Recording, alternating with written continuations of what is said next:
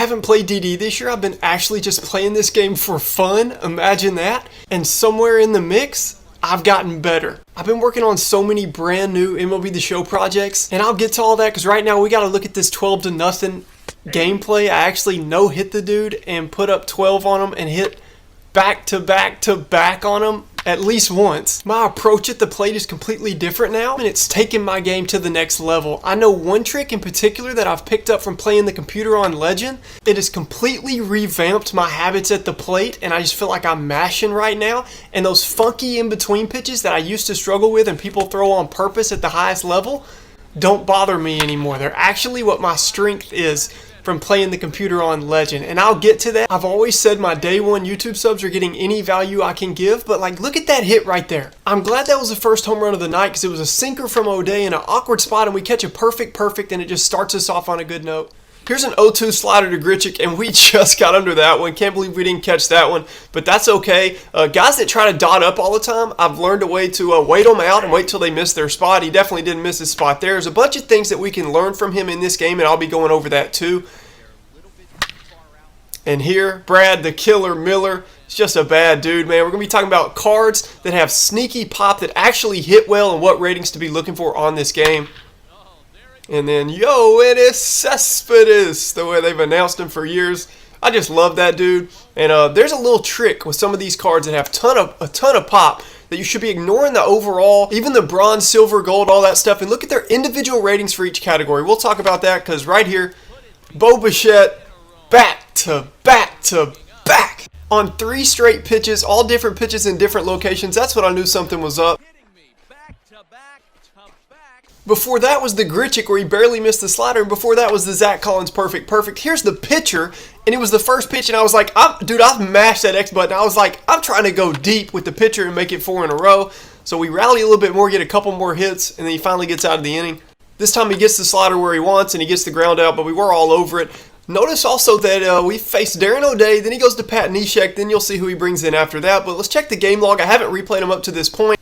Collins 441, Grichuk got under it, and then the back to back. I'm just showing a little bit of pitching clips pretty quickly, and then we'll get back to hitting.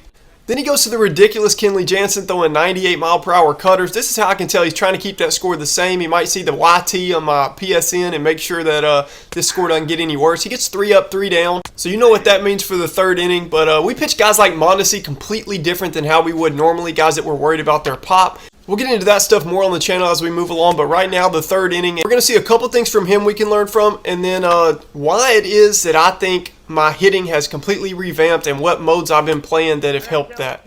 This sequence right here by him with Kenley Jansen is absolutely filthy. You see me spoil the sinker. This is probably the coolest at bat of the game in my opinion, and it starts off the 3rd inning, and it's definitely a big inning. We end up waiting him out, spoiling off some tough pitches, taking some tough pitches, and end up with a leadoff double. With my old approach at the plate, I would have never gotten 6 pitches deep and been able to fight off a leadoff double right there, and that's so big, especially in a mode like BR. Every out is crucial in BR, and you see right here me taking this pitch. I used to try to prove I could hit every pitch in any location, and I would square up the PCI and feel good, but it would end up in just an out pitch for the pitcher. So here in this at bat, I wait him out. It's another long at bat. It's also draining Kenley Jansen, who's a monster. In BR, when they go to a star closer early in the game, taking pitches and working the count is so huge. We can learn from something right there if you'll rewind it. He runs behind the ball with his outfielder, and it makes his outfielder get the ball out quick. That's the difference with a lot of these World Series guys. Hang on. Bo Bichette, mic drop. Another one around here, and his fine ball game will continue. Give him another home run. Oh, I'm sorry. I guess we had technical difficulties. That's my bad. Okay, so now that we got all this imaginary madness going on out of the way, I'm going to get to the real value. So here is what I have figured out that has helped me so much with my game. As my YouTube subs know, I always try to hide major value secrets in for you guys. For those of you that are actually watching my videos, so we're 4 minutes in, let's go. Here's another one. Another one.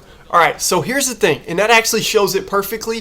From playing on Legend with my Backyard Baseball Kids All Grown Up series, I've been doing it in an episodic form with custom settings and sliders like no fly ball indicator, so that it's actually fun to watch. I customize every single player down to their batting stance and their home run celebration, their personalities, and even their theme songs from the old classic game.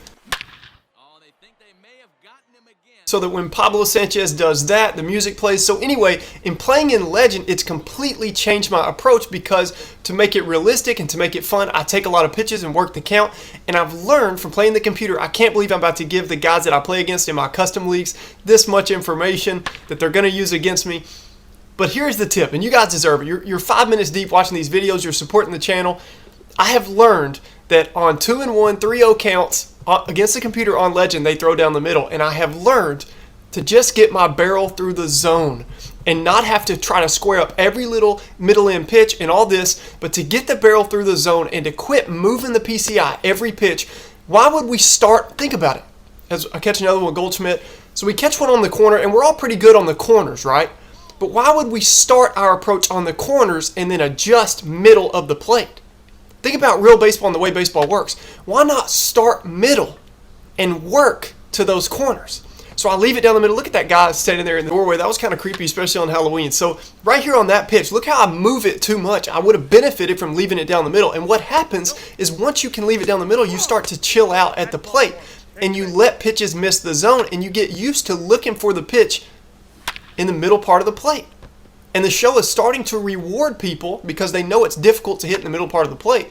They're starting to reward pitches that end up in the middle of the plate. So it's a great time to start working on that, and I bet they will expand on that in 21 as we look ahead to starting to prepare at the new way MLB The Show 21 will play.